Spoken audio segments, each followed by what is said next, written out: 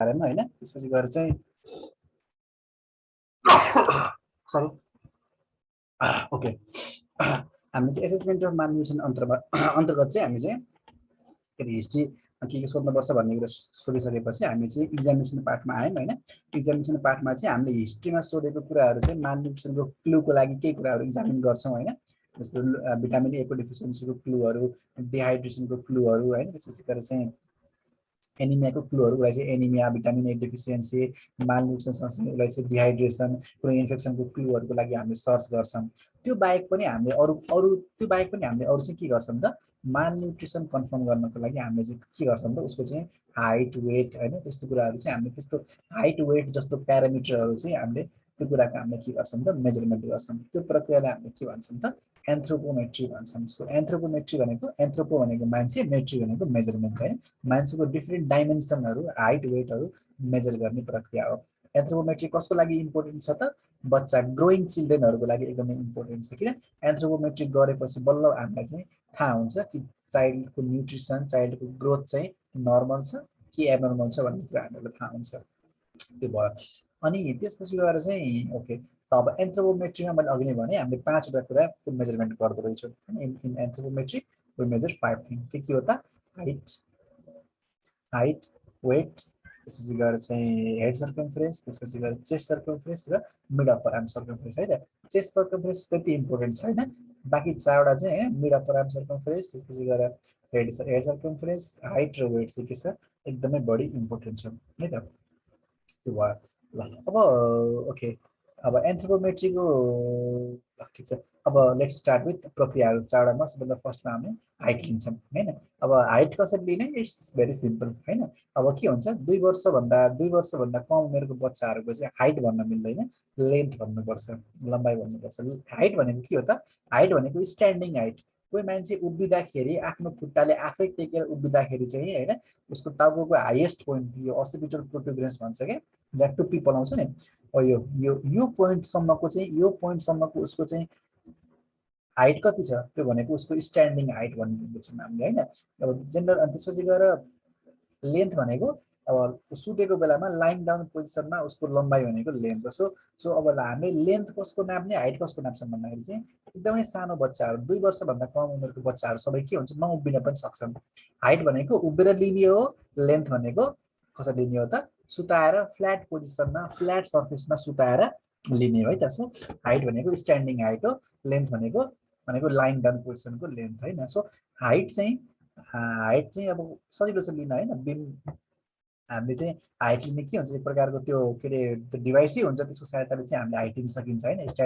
Standing डिभाइसको सहायताले त्यसपछि गएर हामीले चाहिँ लेन्थ कसरी लिन सकिन्छ त लेन्थ लिन चाहिँ हामीले चाहिँ एउटा इन्फान्टोमिटर भन्ने एउटा चाहिँ डिभाइस हुन्छ होइन त्यो इन्फान्टोमिटर भन्ने डिभाइसमा एक साइडमा चाहिँ हामीले चाहिँ के छ भने चाहिँ त्यो एक साइडमा तिम्रो चाहिँ के हुन्छ भने चाहिँ त्यो के अरे रड जस्तो स्टोरहरू हुन्छ त्यसलाई चाहिँ हामीले तन्काएर बच्चालाई पहिला फ्ल्याट पोजिसनमा राख्ने त्यसको चाहिँ खुट्टादेखि लिएर हेडसम्मको चाहिँ हामीले के गर्छौँ त लम्बाइ नाप्छौँ है त सो 2 वर्षभन्दा कम उमेरको बच्चाको लागि हामीले लेन्थ नाप्छौँ लम्बाइ लेन्थ कसरी नाप्छौँ त ठाडो नगराइकन सुताएर नाप्छौँ हामीले लेन्थ र 2 वर्षभन्दा पछिको बच्चाहरू के हुन्छ उभिन सक्छ आफै त्यही भएर उनीहरूको हामीले हाइट नाप्छौँ है त so length for less than 2 year height for more than 2 year किन जेनरली 2 वर्षभन्दा कम बढी एजको बच्चाहरू प्रायः जस्तो के हुन्छ उभिन चाहिँ सक्छ उनीहरूको चाहिँ हामीले हाइट नापिन्छ है त ल त्यो भयो अब हाइट नाप्ने होइन हाइटलाई हामीले के गर्ने त रेकर्डिङ लिने सजिलो छ वी क्यान इजिली होइन के अरे हाइट नाप्न सकिन्छ अब हाइट नाप्नको लागि डिभाइस म तिमीहरूलाई यहाँ देखाइदिन्छु ओके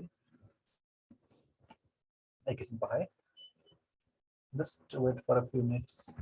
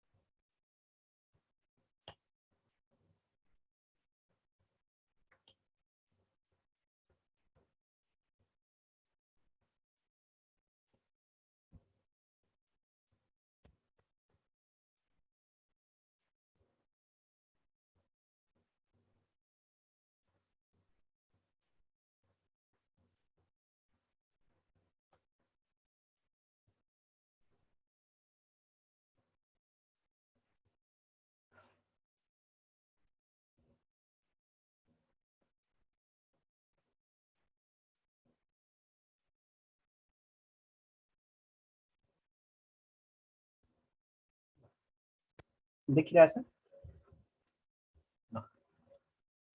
आयो Yes, sir. फोटो आयो ल ओके ल अब यसरी हुन्छ है त यो डिभाइसको नाम के हो त इन्फेन्टोमिटर हो है त यो डिभाइसको नाम चाहिँ देखिरहेछ ल Yes, sir. Yes, sir.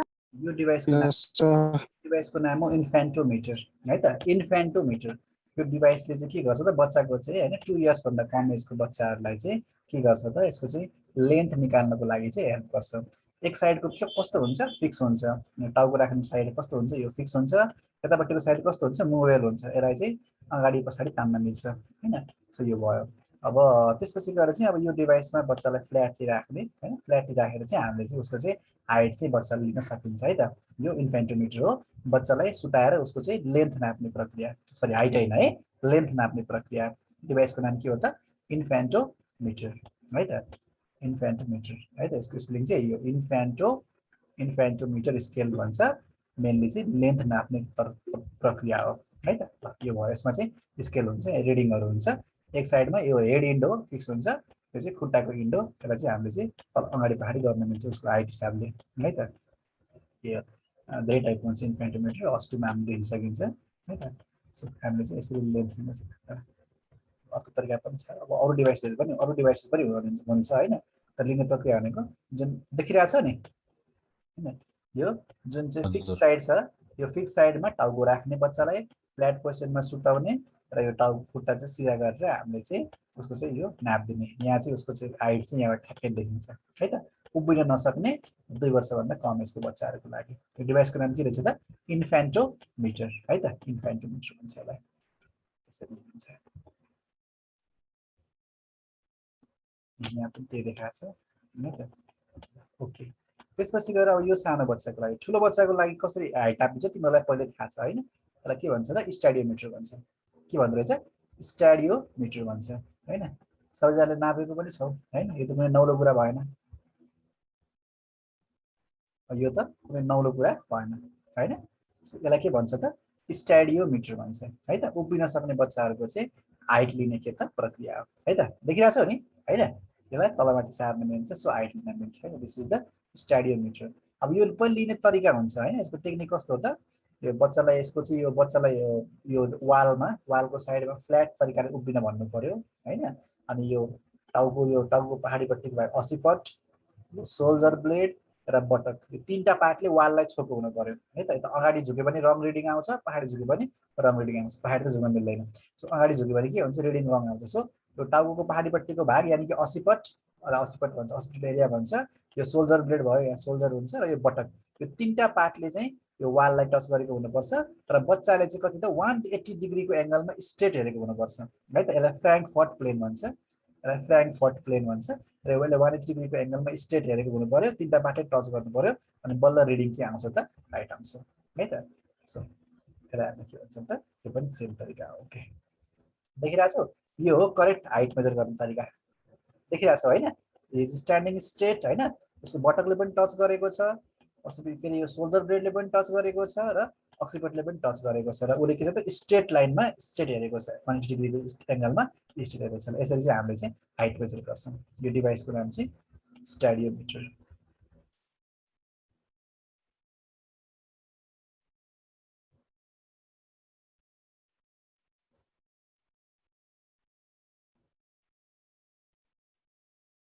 देखिरहेछ कसरी उभिरहेछ परिका स्ट्रेट पोजिसन देखिरहेछौ नि हैन यही है त हेड स्ट्रेट टाउको सिधा हुनु पर्यो आइज and years in the same लेभलमा हुनु पर्यो हैन त्यसपछि गएर उसको चाहिँ यो सोल्जरले पनि टच गरेको छ बटकले पनि टच गरेको छ हैन र निज स्ट्रेट गरेर राख्नु पर्यो हैन स्ट्रेट गर्नु पर्यो बेयर फुट बस्नु पर्यो हैन चप्पल नलागिकिन र खुट्टा चाहिँ फिट चाहिँ फ्लोरमा चाहिँ फ्ल्याट तरिकाले चाहिँ हैन फिट चाहिँ फ्ल्याट तरिकाले राख्नु पर्यो and hill touching the back of the board है त स्ट्रेट ल यो चाहिँ करेक्ट तरिका हो यसरी गरे भने बल्ल के आउँछ रिडिङ चाहिँ करेक्ट आउँछ यो डिभाइसको नाम चाहिँ स्ट्याडियोमिटर ओके ल यसरी चाहिँ हामीले चाहिँ बच्चा के गर्छौं त हाइट लिन्छौं है ल यो भयो यसरी लिने रेकर्डिङ गर्ने र हाइट चाहिँ जहिले पनि अब के गर्ने height never take in inches and foot है त अब सबै कुरा मेट्रिक सिस्टममा गर्नुपर्छ सो हाइट कि सेन्टिमिटरमा लिने कि मिटरमा लिने अब इन्ची फुट कुरा नगर्ने है त किन WH को ग्रोथ चार्टिङ के हुन्छ त एसआई सिस्टममा हुन्छ त्यो ग्रोथ चार्टमा भ्यालु नर्मल एबनर्मल भ्यालु के दिएको हुन्छ त सेन्टिमिटर र मिटरमा कुरा गरे हुन्छ त्यही भएर तिमीले इन्ची र फुटमा मेजर गर्नु भएन यदि इन्चीमा मेजर गरेछ भने त्यसलाई चाहिँ कम्पेयर गर्नु पर्यो है त सेन्टिमिटरमा मेजर गर्नु पर्यो ल हाइट यसरी लेखिन्छ सानो बच्चाको लागि फ्ल्याट राखेर इन्फेन्टोमिटरमा र ठुलो बच्चाहरूको लागि चाहिँ के त फ्ल्याट पोजिसन स्ट्यान्डिङ पोजिसनमा हैन स्ट्यान्डिङ पोजिसनमा स्ट्याडिमिटरको सहायताले लेखिन्छ हाइट यसरी भयो वेट कसरी लेख्छौँ त वेट लिन सजिलो छ वेट लिनको लागि चाहिँ हामीले सिम्पली वेइङ मेसिनमा लिन सकिन्छ त्यो कुनै नरो कुरा भएन हैन सो वेइङ मेसिनमा इलेक्ट्रोनिक वेइङ मेसिनमा हामीले चाहिँ वेट लिन सकिन्छ सजिलै हैन you can easily take weight in a electronic weighing machine है त वेट यसरी लेखिन्छौँ वेट हामीले ग्राममा लिन्छौँ हैन है so we can easily take weight with the help of weighing machine.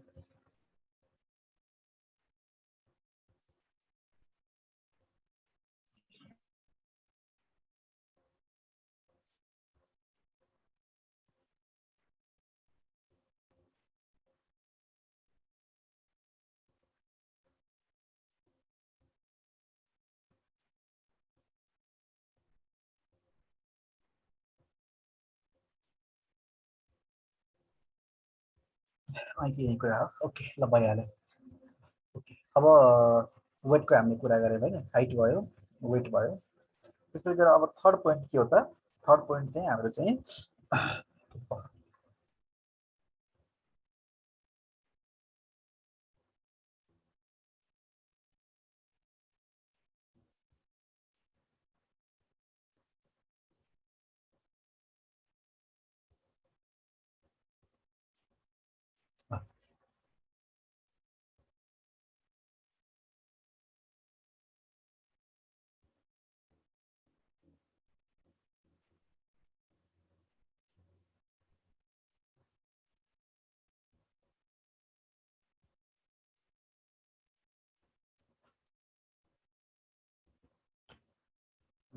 Okay third point चाहिँ हामीले चाहिँ के हो त मिड अप्पर आर्म सर्कमफ्रेन्स है त त्योभन्दा अगाडि चाहिँ हामीले जुन अघि अहिलेसम्म चाहिँ कुराहरू पढ्यौँ नि त्यसको नोटमा म सरल रिडिङ गरिदिन्छु है त एसेसमेन्ट अफ मालन्युट्रिसनमा चाहिँ हाम्रो हिस्ट्री थियो होइन हिस्ट्रीमा चाहिँ dietary history that is the usual diet before the current illness होइन कहिले भन्दा त्यो अगाडिसम्मको इन्क्लुडिङ ब्रेस्ट फिडिङ अर्को के त presence of diarrhoea duration whether diarrhea is watery or bloody and volume of diarrhea त्यो कुरा सोध्नु पर्यो हैन डाइसेन्ट्री डायरिया छुटाउनको लागि ब्लडी सेक्सन भन्ने सोध्नु पर्यो अर्को चाहिँ information about presence or absence of vomiting loss of appetite and cough हैन अर्को चाहिँ contact with case of tuberculosis हैन अर्को भनेको history of events leading to child admission भइहाल्यो ल त्यसो गरेर अब इक्जामिनेसनमा एन्थ्रोपोमेट्रीलाई कसरी डिफाइन गर्छ पढ त it is defined as quantitative measurement of physical dimension and gross composition of human body at different age level and degree of nutrition भनेको के त it is a quantitative measurement हैन यो के हो त क्वान्टिटेटिभ हो हैन नापतोल गर्ने क्वान्टिटेटिभ मेजरमेन्ट हो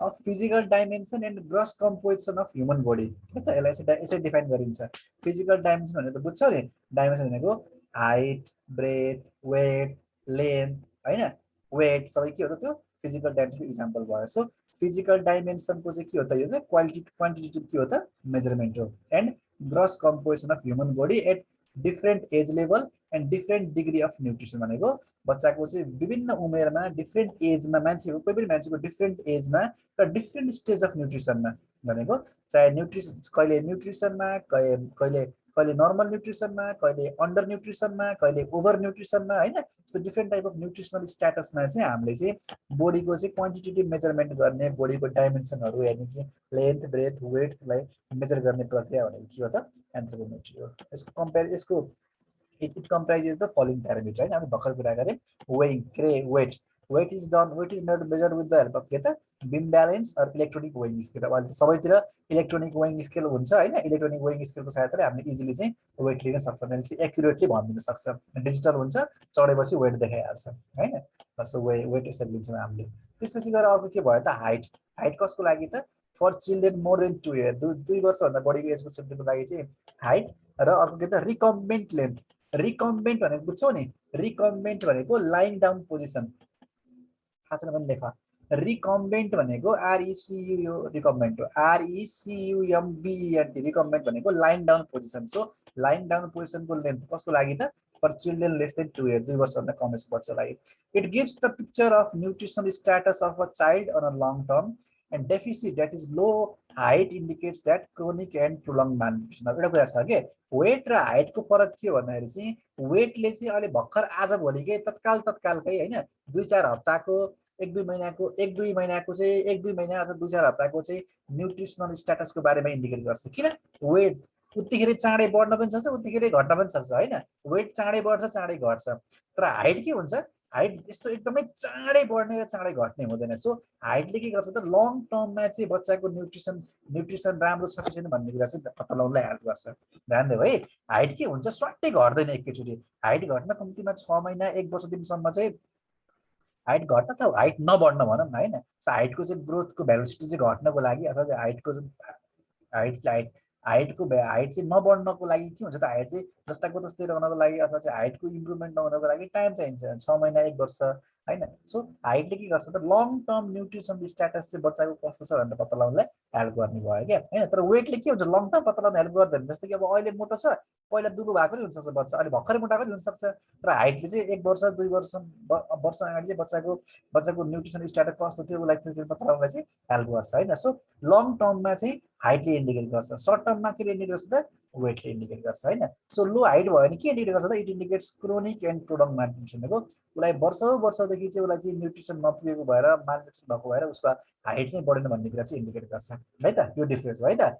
वेटले सर्ट टर्म इन्डिकेट गर्छ, हाइटले चाहिँ लङ टर्म इन्डिकेट गर्छ. ल त्यसपछि गएर अर्को कुरा के आयो त मिड अप्पर आर्म सर्कमफरेन्स है त. अब के हो त यो, अब तिमीले यो मिड र अप्पर भन्ने कुरालाई छोड्यो भने अब यहाँ अर्को यो कुरालाई इग्नोर गर्यो भने र यो लास्ट लाइन मात्र पढ्यो भने के निक्ल्छ त आर्म सर्कमफरेन्स भनेको. अब आर्म सर्कमफरेन्स भनेको के होला, आर्म भनेको हाम्रो पाखुरा, सर्कमफरेन्स भनेको बुझ्छौ हैन, त्यसको जुन गोलाइको जुन लम्बाइ हुन्छ त्यसलाई हामी के भन्छौँ त सर्कमफरेन्स भन्छौँ. सो हामीले चाहिँ हाम्रो जुन आर्म हुन्छ, जुन पाखुरा हुन्छ, त्यो पाखुरामा के हुन्छ अगाडि बाइसेप मसल हुन्छ, पछाडि ट्राइसेप मसल हुन्छ. सो हामीले बाइसेप मसल र ट्राइसेप मसल भएको वाला आर्मको चाहिँ के गर्ने त हामीले सर्कमफरेन्स गोलो कति उसको सर्कमफरेन्स छ, उसको गोलोपना कति छ, उसको मोटाइ कति छ त्यो मेजर गर्ने प्रक्रिया हामीले के भन्छौँ त mid upper arm circumference measurement भन्छौँ है त. ल यो कस्तो हुन्छ यहाँ हेर. मिड अप्पर आर्म सर्कमफरेन्स भनेको तिम्रो के हो भन्दाखेरि चाहिँ के भन्दाखेरि तिम्रो चाहिँ जस्तो कि हाम्रो चाहिँ आर्ममा के हुन्छ, हाम्रो जुन पाखुरा हुन्छ हैन, पाखुरामा चाहिँ के हुन्छ भन्दाखेरि तिम्रो चाहिँ पाखुरामा अगाडि के हुन्छ बाइसेप्स मसल हुन्छ, पछाडि के हुन्छ त ट्राइसेप्स मसल हुन्छ. ल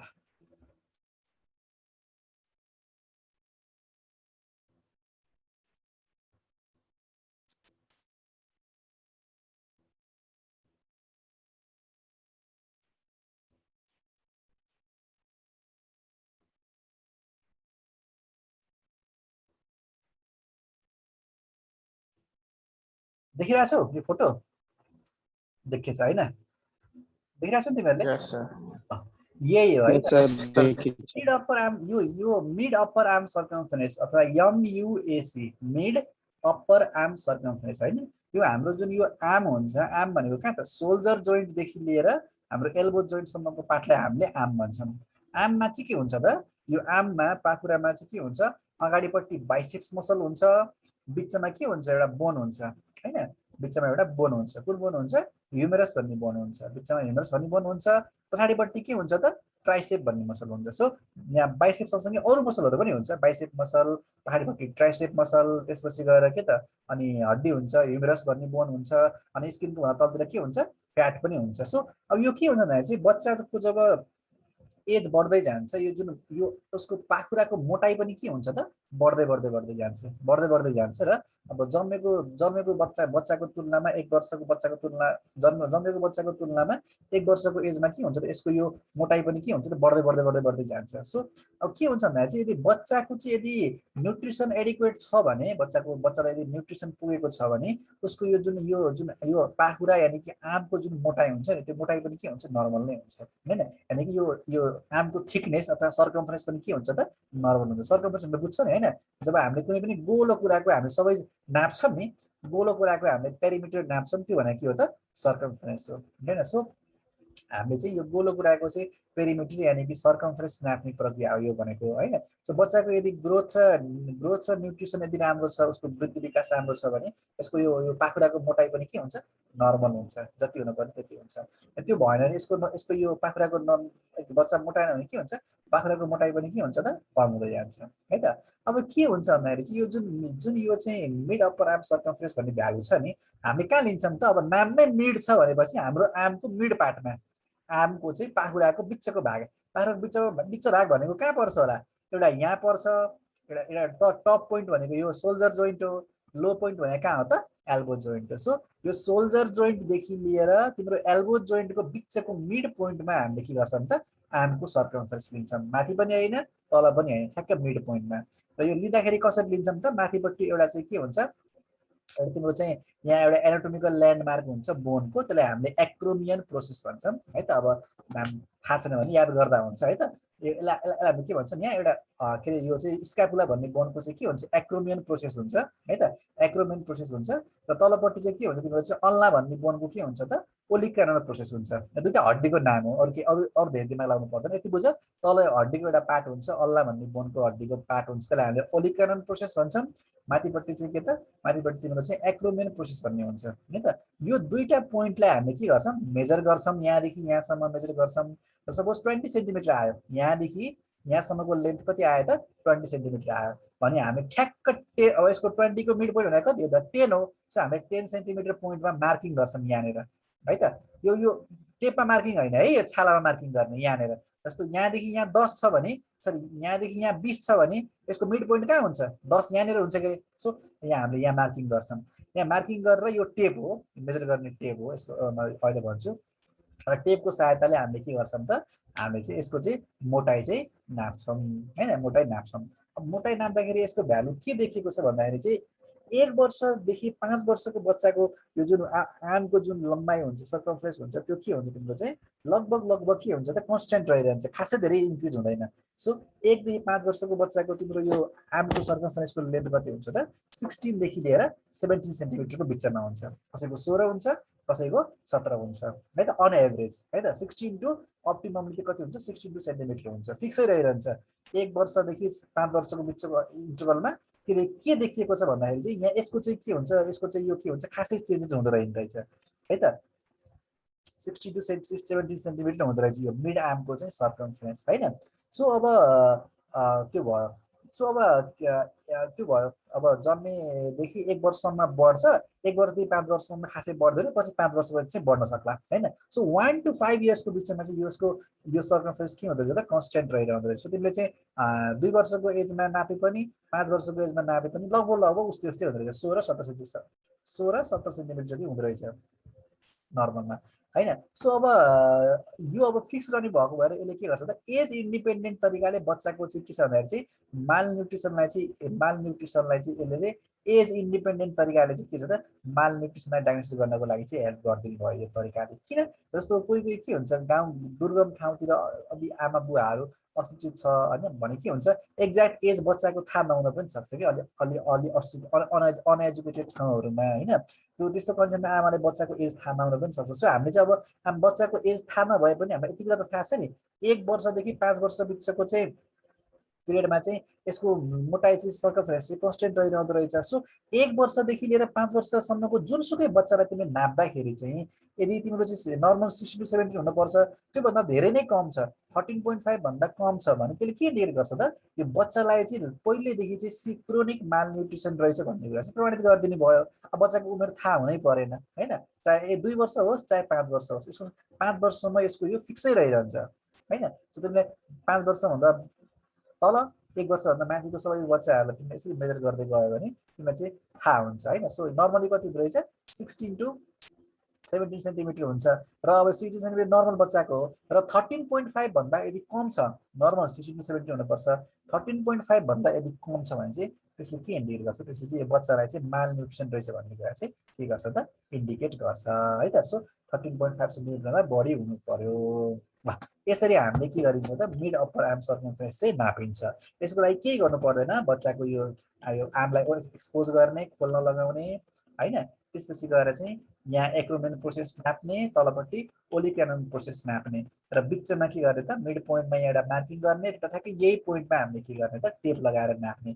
टेप लगाएर नाप्दाखेरि चाहिँ यदि 13.5 भन्दा माथि छ भने त के भयो त नर्मल भयो, यदि 13.5 भन्दा यदि माथि छ भने त के भयो त चाहिँ नर्मल भयो र 13.5 भन्दा कम छ भने के भयो त यसलाई चाहिँ माल न्युट्रिसन भयो भनेर प्रमाणित हुन्छ है त। तर एक्चुअली नर्मल एकदमै न्युट्रिसन अप्टिमम भएको बच्चाहरूमा नर्मलमा कति हुन्छ 16 to 17 हुन्छ, तर 13.5 भन्दा माथिकोलाई हामीले चाहिँ के छ नर्मल मान्न सकिन्छ है त। त्यो भेरिएसन पनि हुनसक्छ, तर अन एभरेजली प्रायः जसोको 16 अथवा 17 हुन्छ है त। सो 13.5 भन्दा पनि कम छ भने चाहिँ यसले के गरे त बच्चाको न्युट्रिसन राम्रो रहेछ, बच्चाको ग्रोथ राम्रोसँग भएको रहेछ, बच्चाले राम्रोसँग न्युट्रिएन्ट नपाएको रहेछ, त्यही भएर उसको चाहिँ मसल ग्रोथ त भएन, अरू एरियामा पनि मसल र फ्याटको ग्रोथ भएन, मसल र फ्याटको ग्रोथ भएन अरू एरियामा। त्यो सँगसँगै यो आममा पनि मसल र फ्याटको ग्रोथ भएन, जसले गर्दा आमको सर्कमफ्रेन्स जति हुनुपर्ने थियो त्योभन्दा कम भइदियो हैन। सो यसरी चाहिँ हामीले मिड अप्पर आर्म सर्कमफ्रेन्सको सहायताले चाहिँ बच्चाको चाहिँ न्युट्रिसनको स्ट्याटस चाहिँ हामीले चेक गर्न सकिँदो रहेछ हैन। नर्मल्ली 16 to 17 हुन्छ एक वर्ष 1 देखि 5 वर्षको बिचमा, र 13.5 भन्दा कम भयो भने चाहिँ यसले चाहिँ के गरे के भन्छ माल न्युट्रिसन रहेछ भनेर इन्डिकेट गर्छ है त। सो 13.5 भन्दा माथि नर्मल हुनु पर्यो है त।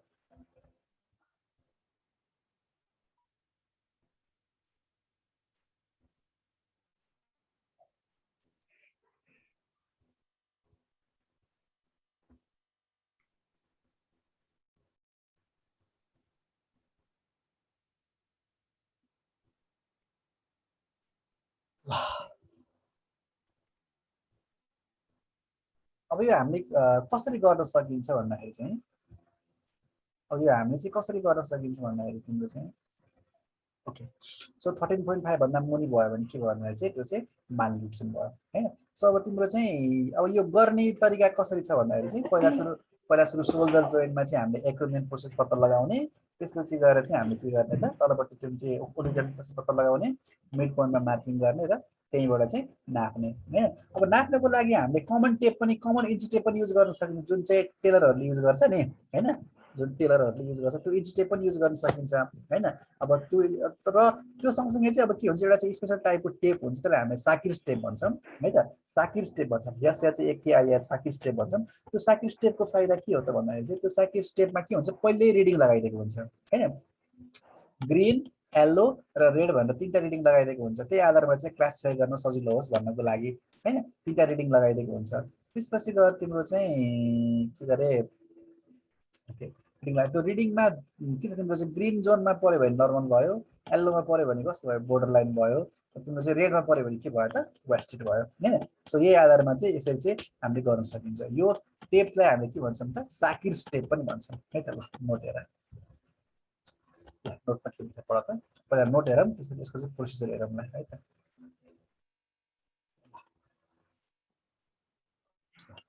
पढ त। मिड अप्पर आर्म सर्कमफ्रेन्स भनेको त this measurement is done for children between the age of कति त 6 months to 5 year हैन। 6 महिनादेखि लिएर 5 वर्षको बच्चाको चाहिँ 5 वर्षसम्मको बच्चाको चाहिँ हामीले के गर्छौँ त मिड अप्पर आर्म सर्कमफ्रेन्स चाहिँ लिन सकिन्छ है त। 6 months अथवा चाहिँ 1 year देखि लिएर 5 yearsसम्मको बेला हामीले चाहिँ एमयुएससी गर्न सकिन्छ है त। त्यो बिचको पिरियडमा के हुँदो रहेछ यसको चाहिँ लगभग चाहिँ यसको चाहिँ के हुन्छ प्यारामिटर चाहिँ यसको चाहिँ यो चाहिँ के हुन्छ कन्स्टेन्ट रहिरहेको भएर हामीलाई चाहिँ एज थाहा हुनु पर्दैन एमयुएससी गर्नको लागि है त। अप्पर आर्मको चाहिँ मिड पोइन्टमा गर्ने भएको यसलाई चाहिँ मिड अप्पर आर्म सर्कमफ्रेन्स भन्छ हैन। दिस सर्कमफ्रेन्सबाट के लाग्छ दिस सर्कमफ्रेन्स रिमेन्स कन्स्टेन्ट स्टेबल हैन बिट्विन द एज अफ कति 1 to 5 year। 1 वर्षदेखि लिएर 5 वर्षको अन्तरालसम्म यसको के हुँदो रहेछ फिक्स देखिएको छ बच्चाहरूमा। लगभग कति हुन्छ त बिट्विन 16 to 17 सेन्टिमिटर हैन, 16 देखि 17 को बिचमा हुन्छ। Any value below 13.5 is abnormal and suggestive of के त sorry. So any value below 13.5 centimeter is abnormal and it is suggestive of के त malnutrition। यदि 13.5 भन्दा कम छ भने चाहिँ यसले चाहिँ malnutrition भएको रहेछ भन्ने कुरा चाहिँ के गर्छ सजेस्ट गर्छ हैन। अब MUSC is measured in the non-dominant arm at the midpoint between acromion process that is tip of the scapula and olecranon process of the ulna that is elbow। एल्बोमा जुन कुइनोमा जुन ओलिकानन प्रोसेस हुन्छ कुइनोमा एल्बोको चाहिँ ओलिकानन प्रोसेसमा त्यसपछि गएर चाहिँ सोल्डरको चाहिँ एक्रोमियन प्रोसेस अहिले हामीले हेर्छौँ हो त्यो दुईटा पोइन्टको ठ्याक्क मिड पोइन्टमा हामीले लिन्छौँ हैन। अब यो गर्नलाई यदि हामीसँग नर्मल अर्डिनरी टेलरले युज गर्ने मेजरिङ टेपको सहायता पनि गर्न सक्छौँ। त्यो हामीसँग छ भने चाहिँ त्यो मेजरिङ टेपको एउटा स्पेसल टाइप हुन्छ, त्यसलाई हामीले के भन्छौँ त साकिर टेप भन्छौँ। यो साकिर टेप चाहिँ MUSC मेजर गर्नको लागि बनाएको टेप हो है त। त्यो अरू टेप चाहिँ हामीले अरू हेड सर्कम्फरेन्सहरू अरू चिजहरू पनि मेजर गर्न सकिन्छ, हेड सर्कम्फरेन्स चेस्ट सर्कम्फरेन्सहरू मेजर गर्न सकिन्छ। र यो साकिर टेप चाहिँ MUSC यानि कि मिड अप्पर आर्म सर्कम्फरेन्स मेजर गर्नको लागि बनाएको चिज हो। यसमा के हुन्छ पहिलेदेखि मार्किङ गराएको हुन्छ र 3टा जोन हुन्छ, रेड येल्लो र ग्रीन हैन। ग्रीन भनेको नर्मल जोन भयो, यानि कि 13.5 भन्दा बढी भयो भने के भयो त ग्रीन जोन भयो हैन। येल्लो भनेको 13.5 देखि 12.5 यानि कि बोर्डर लाइन भयो। बोर्डर लाइन भनेको नर्मल पनि हैन, तिम्रो के रे मालन्युट्रिसन पनि भएको होइन भन्ने कुरा इन्डिकेट गर्ने भयो हैन। सो 13.5 देखि 2.5 2.5 MUSC भनेको कति भयो त बोर्डर लाइन भयो। र रेड जोन भनेको के भयो त रेड जोन भनेको वेस्टेड भयो। वेस्ट भनेको मालन्युट्रिसन भएर वेस्ट हुनु दुब्लो हुनु हैन। सो रेड जोन भनेको के भयो त मालन्युट्रिसन भयो भन्ने कुरा प्रमाणित हुन्छ है त। सो यदि रेड जोनमा परेको छ भने के हुन्छ त वेस्टेड हुन्छ यानि कि मालन्युट्रिसन हुन्छ। So more than 13.5 is normal, 13.5 to 12.5 is borderline and red zone is के त and red zone is के त wasted। wasted भनेको के हो त malnutrition हो। त्यसलाई हामीले के भन्छौँ साकिर टेप भन्छौँ है त। यो MUSC मेजर गर्ने के हो त प्रक्रिया हो। ल अब MUSC मेजर गर्ने तरिका को कसरी मेजर गरिन्छ भन्ने कुरा त्यो टाइम धेरै रहेछ। ल थोरै सानो भिडियो छ, त्यो भिडियो हेरौँ है त। ल कसरी गर्छ भन्ने कुरा देखाउँछ। सर हजुर त्यो माथि value below 11.5 is suggestive of severe malnutrition छ, त 11.5 नै हो। त्यो 11.5 नै हो। त्यो यस्तो हो, सुन यो के हो भन्दाखेरि चाहिँ यो के भन्दाखेरि चाहिँ तिम्रो चाहिँ हो यस्तो हुन्छ हेर। अब तिम्रो चाहिँ यो चाहिँ 13.5 देखि लिएर 12.5 सम्म तिम्रो चाहिँ के छ भन्दाखेरि चाहिँ यो तिम्रो चाहिँ नर्मल बोर्डर लाइन र वेस्टेड हो। र 12.5 भन्दा पनि अझै तल गएर 11.5 भन्दा मुनि 12.5 भन्दा तल गएर यदि 11.5 भन्दा मुनि गयो भने के भयो त त्यो तिम्रो वेस्टेड भनेको त यो वेस्टेड भनेको त सबै मालन्युट्रिसन भयो। यो मालन्युट्रिसन मध्येमा पनि सिभियर मालन्युट्रिसन भयो भनेर इन्डिकेट भयो के, बुझ्यो नि। 12.5 भन्दा तलतिर सबै मालन्युट्रिसन हो हैन। तर 12.5 भन्दा पनि मुनि गएर अझ 11.5 भन्दा पनि अझै मुनि गयो भने तिम्रो के भयो त्यो चाहिँ सिभियर टाइपको मालन्युट्रिसन, अझै कडा टाइपको मालन्युट्रिसन भयो भन्ने कुरा थाहा हुने भयो के, बुझ्यो नि। So that is 11.5। यो भ्यालु कति हो त दिस इज 11.5। 11.5 भन्दा तल गयो भने चाहिँ सिभियर मालन्युट्रिसन भयो, बुझ्यो मेरो कुरा। हजुर सर। तिमीहरूले यो साकिर टेपको भ्यालु चाहिँ याद गर्नुपर्छ। अब यो कसरी के रे मेजर गरिन्छ त के गरे मिड अप्पर आर्म सर्कम्फरेन्स यसको प्रक्रिया हेरौँ है त। टाइम सकिन रहेछ। माथिपट्टि पहिला सोल्जरमा एउटा पोइन्ट तान्ने, तलपट्टि अर्को पोइन्ट तान्ने एल्बो जोइन्टमा हैन कुइनोमा। How to take mid upper arm circumference. Mid upper arm circumference or MUAC is an important measurement to determine nutritional status and identification of severe acute malnutrition in children. It is taken by non-stretchable tape or using 3-colored tape which has marking on it. 3-colored tape which has a window slit can be wrapped around the child's arm and reading can be recorded to nearest 0.1 centimeter. The MUAC is measured on the left arm. Now let us see non-dominant arm मा गर्ने left साइडमा किन dominant arm के हुन्छ hypertrophy भएर चाहिँ falls देखाउन सक्छ। steps to take MUAC. Identify the acromion on the left arm by palpating the bony prominence which extends off the collarbone to the shoulder. If possible, gently move their arm up and down to locate the acromion prominence exactly and mark a point on the tip of the bone. Now, fold the hand to 90 degrees so that the palm of the child is facing up. Mark a point on the tip of the elbow. देखियो marking गरेको माथि मार्किङको time सकिन लागेछ, माथि र तल यहाँ marking गर्ने, बाँकी भोलि पढ्नु पर्ला। हुन्छ हुन्छ सर। आजलाई यति नै गरौँ, बाँकी यहीबाट कन्टिन्यू गरौँ। Okay sir. ओके।